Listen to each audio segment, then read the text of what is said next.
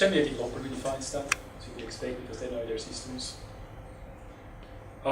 Important thing is really these value sets.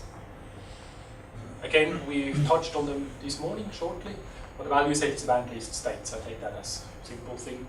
In your database, it might be for a state indicator or whatever, it might be 1, 2, 3, 4, 5. In SIF AU, it says WA, NT, SA, whatever.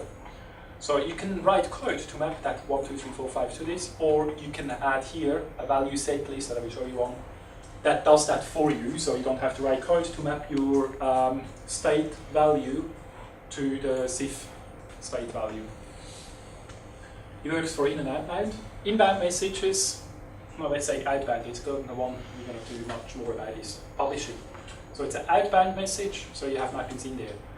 For inbound messages, subscribers who receive something, you can also map it to whatever you need to database call, not database calls, database structures, web service structure, whatever.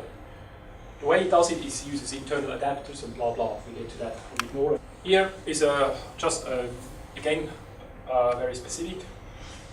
It's a student personal object. Student ID takes the local ID, puts it into the local ID. That means if your database holds that value, you can guess how the object would look like. In student person, it will translate it to this. No code written.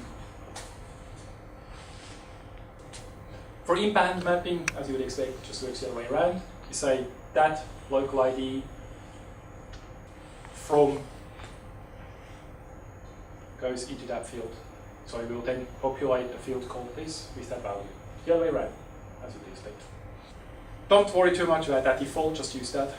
There's nothing tricky about it. Now, what you also can do is specify certain fields to be inbound, other fields to be outbound. If they map to something different on an inbound or an outbound message, you only have one config file and say, okay, outbound is called this, on inbound it's called that.